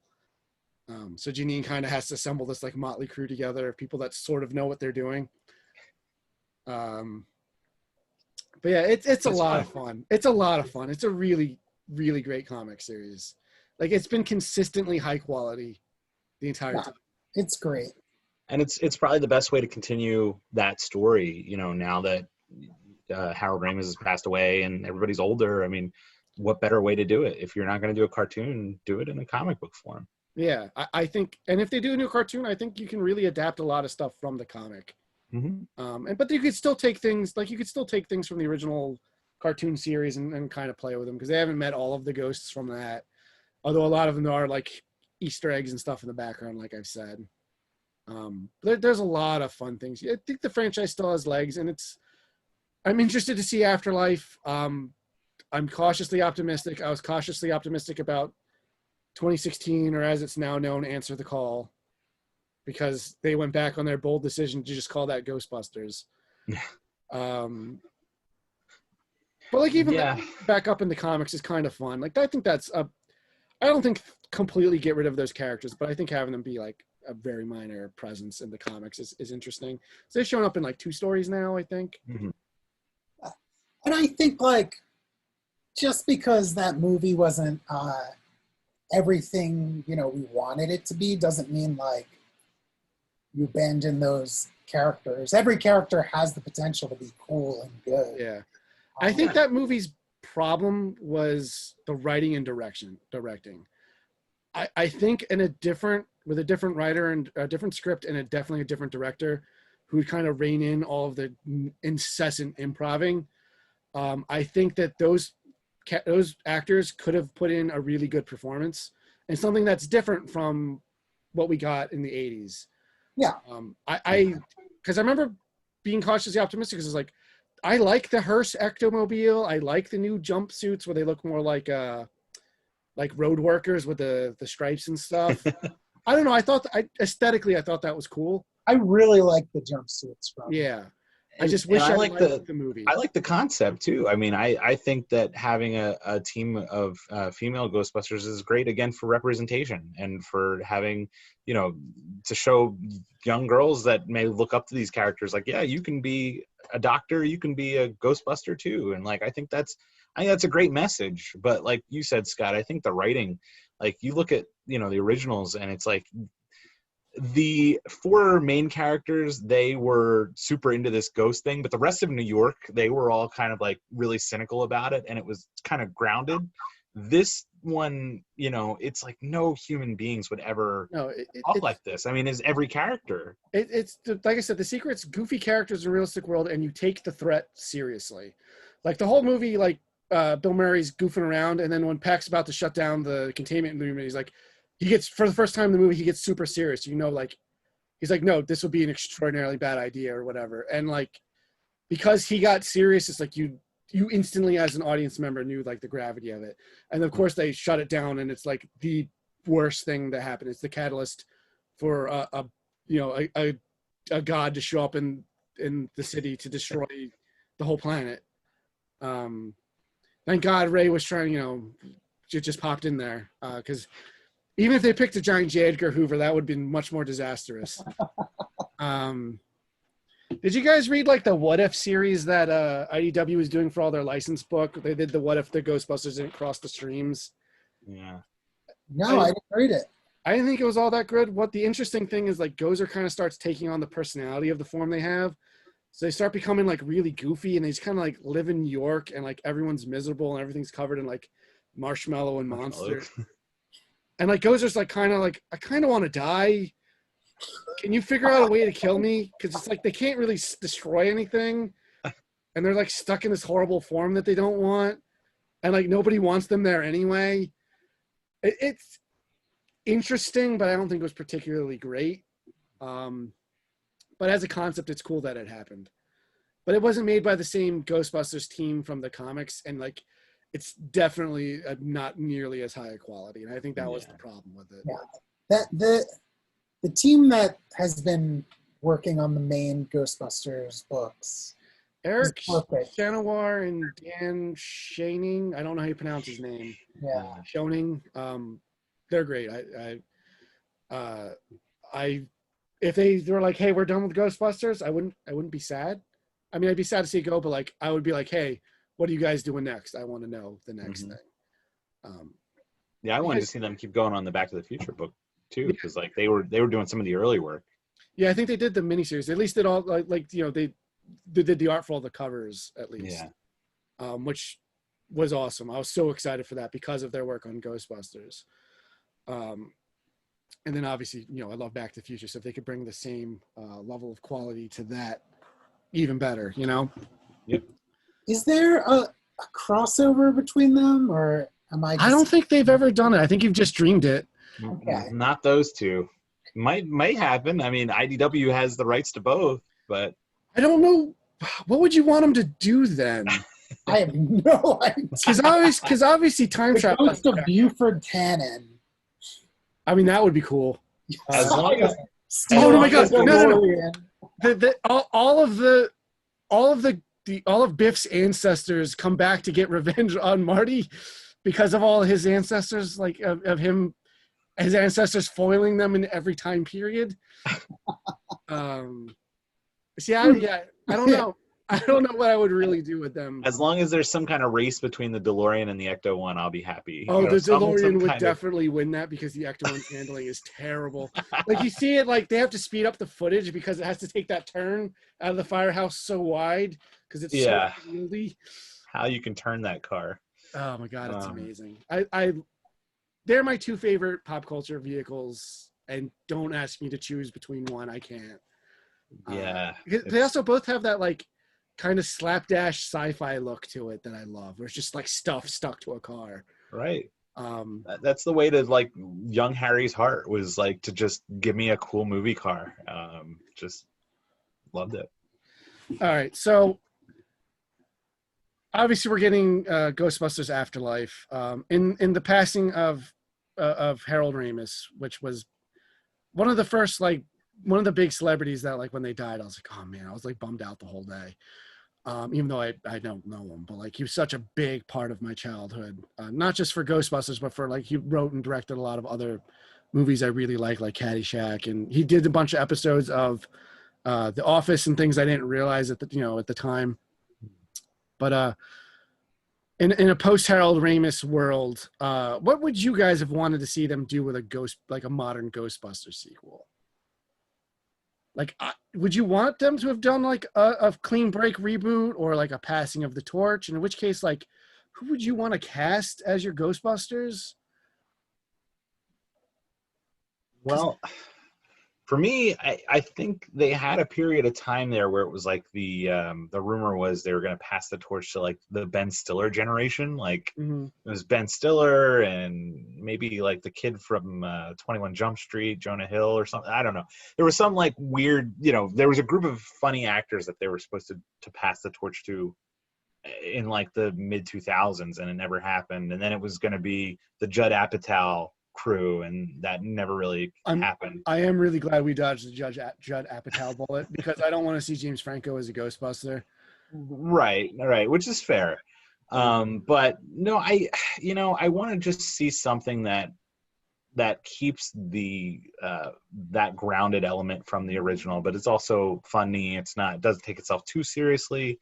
If it doesn't have to have the originals for me. If they don't want to do it, then don't force them into it. Yeah, I would say that was probably the most awkward part of 2016 is they're not their original characters, but like they all just kind of show up and it's like really distracting, and I'm like, oh, all right. Especially with how long Bill Murray was like holding out. Yeah. You're kind of like, all right, dude, just like go. Did we see Zombieland in theaters together?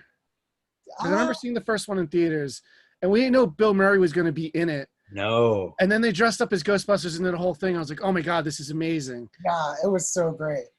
I mean, I think that's where it started to turn the page, right? It was that cameo, and then he like came out at some like award show in his Ghostbusters gear and the video game. And it was like, whoa, Bill Murray is back in the Ghostbusters fold, like all of a sudden. Yeah. Here it is, after 20 years of saying he'll never do it again. Man, I'll say that video game is something of a minor miracle. Just that they all came back for that. Yeah. And that it's a fun and like funny and really does a good job continuing story. Because there's parts where like it's legitimately laugh out loud funny for me.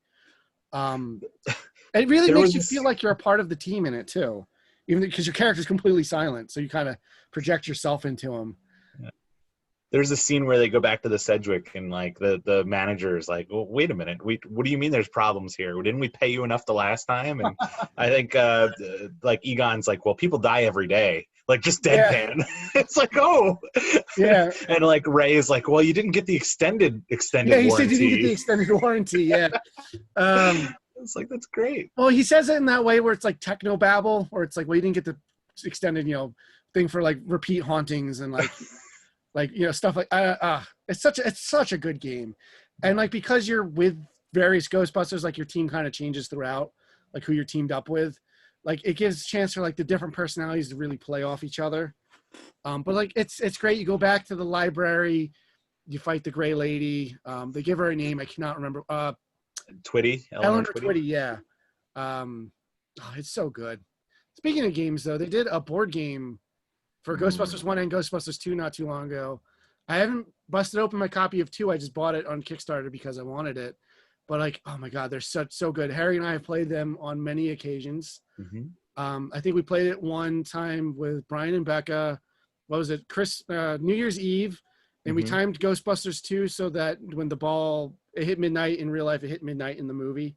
Yeah. Which was a lot of fun. I think we had just beaten the Stay Puft Marshmallow Man in it. Yeah. Which was a lot of fun, but it's a really fun like miniatures like strategy cooperative game. But like the Kickstarter goals is like the game comes with the main 4 Ghostbusters, but then you could unlock the Extreme Ghostbusters characters, the new Ghostbusters characters from the comic, because it's all made but it's the same creative, like they did all the art and wrote the stories and scenarios and stuff for it as the IDW guys because it's an IDW game. All of the ghosts are based on classic toys. The Boogaloo is one of the main ghosts in it. Oh, wow. But like a lot of I think it unlocked all of the Kickstarter stretch goals. So like a ton of the real Ghostbusters ghosts are in it, and they have their own scenarios and like unique powers and abilities and stuff. It's really cool. We should really play it sometime. Maybe we'll. It's great. We'll The thing I really like about it is like it's co-op, and you build your character, you gain experience. Oh yeah, every you time level bust up in ghosts. between scenarios too, so you can basically play them as one-offs and tells you like what level you should start for that one, or you can string a bunch of them together. And each character gets something, like if they have a special way to also earn experience. Like I think if if Peter gets slimed, I think he gets 1 experience point. I know if Winston moves the Ecto-1, he gets an experience point. I forget what they all are. It's been a minute since we played it, but I would. It's tough to play board games now, but if we do play it, I would love to maybe stream a night of it. That might be a lot of fun. Yeah, for sure. If you guys are interested in watching that, let us know.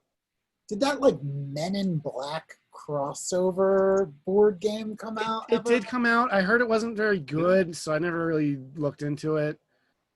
Yeah, I know it's not this, at least on the art side of things, it's not the same art team as the IDW comic, which is a bummer, because as for my future of Ghostbusters, just give it to those guys. Let them handle it. Because, yeah, maybe Hollywood can't handle it anymore. I don't know. I'm optimistic for Afterlife, but we'll I think see. what makes Ghostbusters work is a very specific tone, and like it's hard to replicate that. Yeah, I don't think it's possible to really recapture that, at least completely. I really hope that Afterlife is amazing, and I can eat all these words. I will say, when Afterlife eventually does come out and we see it, I would love to do a review episode where we can talk about it in depth. Sure. But right now, there's not a lot to talk about. I mean, there's a lot of little Easter eggs and stuff in the trailer. I love that the Ecto-1 now has the gunner car, like sidecar. It's not sidecar, but like the gunner part that's from the toy, which is fun. Yeah. I am a little upset that it's like a bunch of kids doing. I'm like, man, that's what I wanted to do. Ben Wolfhard gets to be a Ghostbuster in 2 things now. Yeah, that's a lot of people's concern is like, oh, is this just kid Ghostbusters? Like, is this not going to be, an adult team? If they're interesting, I kind of don't care. Like, as long as the character, like they don't need to be like old schlubby guys, like whatever. As long as it's good, that's all I care about. Yeah, which I know is a tall order these days, but with the route the story seems to be going, as far as like, oh, we found Spangler's old farm. I mean, I feel like that works better with kids than it does for older gentlemen, Yeah. The thing that I hope is that, it's Jason Reitman that's working on it, son of Ivan, the original director, and they have now 35 years worth of media to just pick and choose what worked and what didn't work, and what they want to use and what they don't need to use. Like they now have the 2016 movie, and they can see why people didn't like it. Maybe there's a lot of different reasons, but they have that experience, and hopefully they can use that to build a great film. Yeah. I mean, I'll say like, you can see like the Shandor mining, so it probably relates back to stuff from the first movie. I don't know. I think just make it okay. It's not hard to be the best Ghostbusters sequel. And Kendall, I know it's like you and I always have been saying like our whole lives, like just give us, as long as it's good, give us something different. I've seen the going into business aspect of it multiple times now. That's what every other movie has been. That's why I'm kind of fine that this doesn't seem to be, this seems to be a more personal story than this is just like our job. Yeah. I mean, it'd be nice if we can set it up so like they can be doing that, or like they're like a Ghostbusters team can exist, because I'm sure they'll want to make sequels and all kinds of stuff to it, because we only live in a franchise world now. Do you guys remember when the movie was just kind of good, like when Ghostbusters came out? Yeah.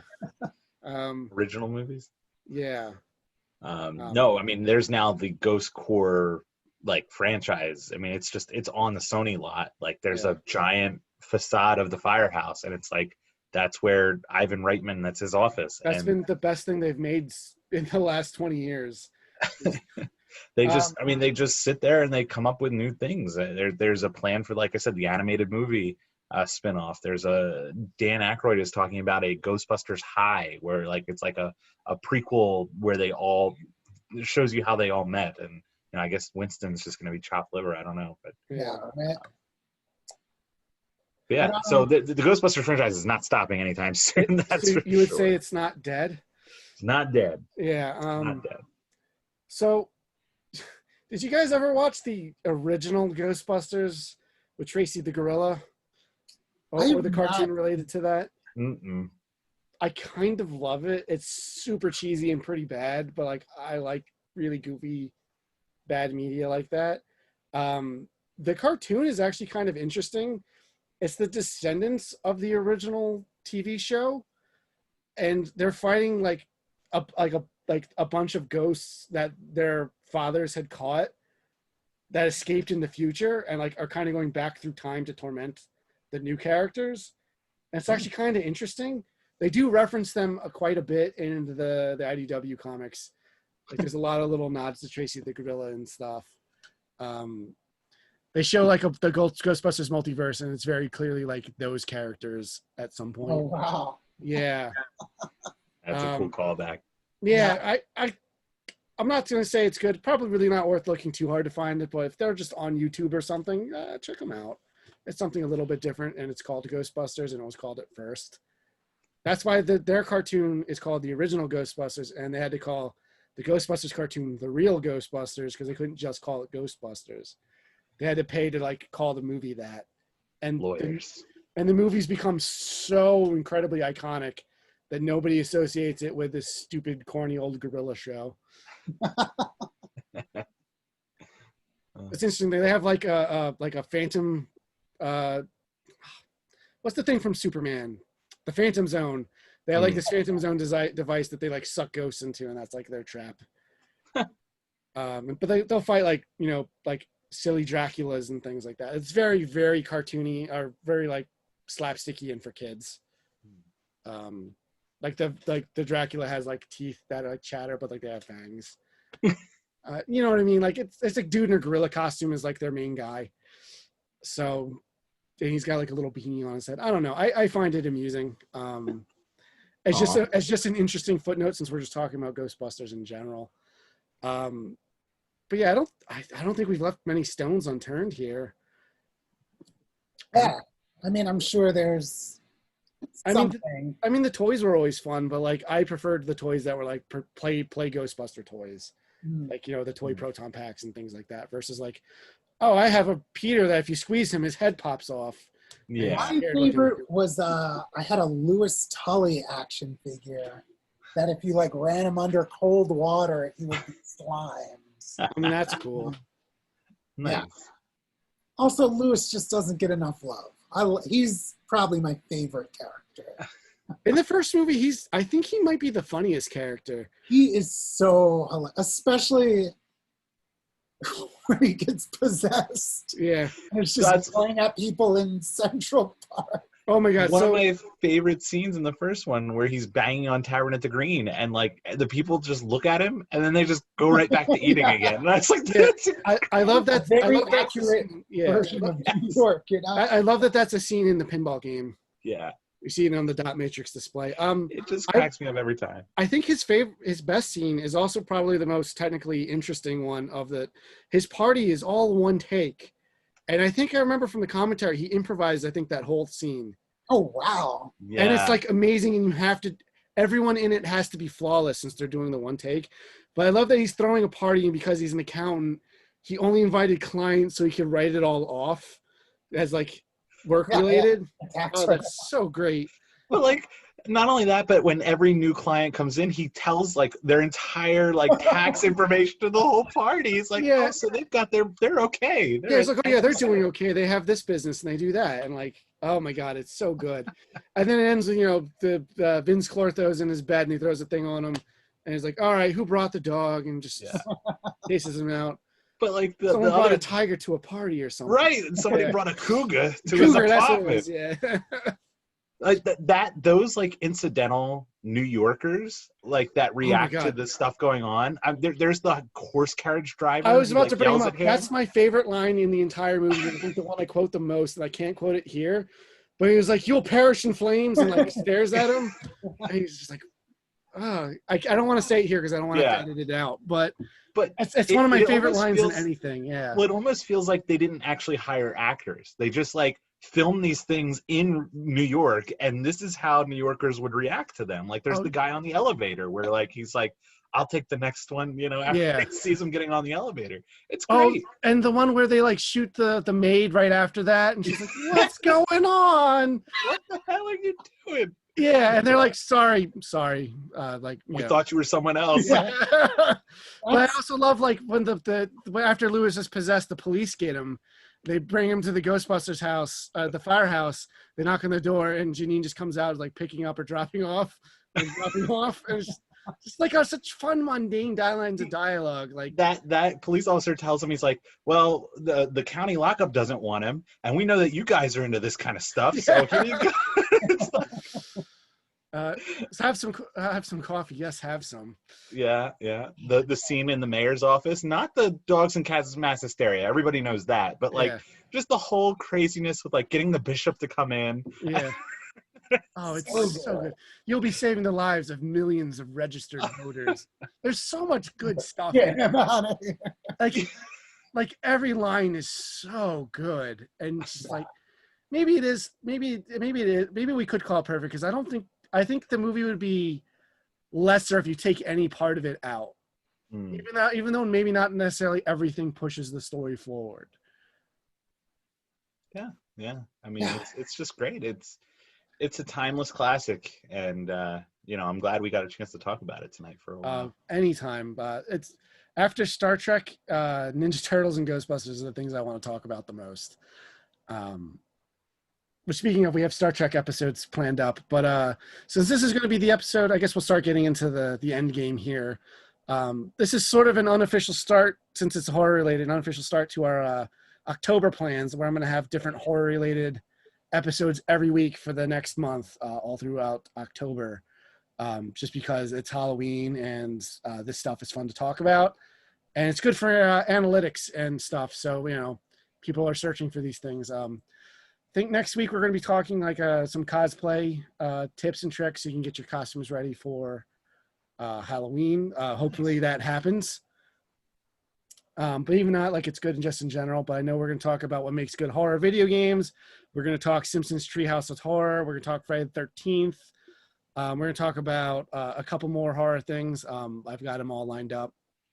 I'm looking forward to it all. We're going to have like horror comic recommendations, which is something I'm curious about. Because my horror comics are a little bit old school. I haven't read a lot of new ones. But yeah, so there's a lot to look forward to in the coming weeks. Hopefully everyone enjoyed this episode. I love talking to you guys about Ghostbusters. It's, like I said, it's one of my favorite things in the world. And like I always tell people, like, we'll probably circle back to topics even though they've happened. I know we'll definitely talk about Afterlife on the show, whether or not it's with you guys or you guys and someone else or just new people. We'll definitely talk about that because I have a feeling I'm going to have a lot to say about it just because it's a new Ghostbusters movie. Yeah. But yeah, any final thoughts, you guys? Yeah, Ghostbusters is great. It's, that first movie is my second favorite movie ever. Watch it often, and I guess regardless of the state of the world, if you take anything from this podcast, just make sure you do celebrate Halloween in some way so that the Boogaloo doesn't come and get us. Halloween, very important. Yeah. And I can't say anything else other than that. I mean, just go out and enjoy. If you ever wanted to be a Ghostbuster, like Kendall was saying, go get some cardboard, paint it up, strap it to your back, and you're a Ghostbuster. I mean, that's the beauty of this franchise. Anybody can do it. Yeah, it was one of my favorite games to play as a kid, was playing Ghostbusters. No one was ever the ghost. We would just pretend that they were, like, flying around. Because no one wanted to do that. It's more fun to blast things with a proton stream. But yeah, so I guess with that, we'll sign off. Thank my guests for coming. I really appreciate you guys coming out and talking about this for 2 hours. I kind of knew this was going to be a 2-hour one going into it, just because there's a lot to talk about, and I know we all really like this series. But thank you guys again so much. So until next time, just be safe.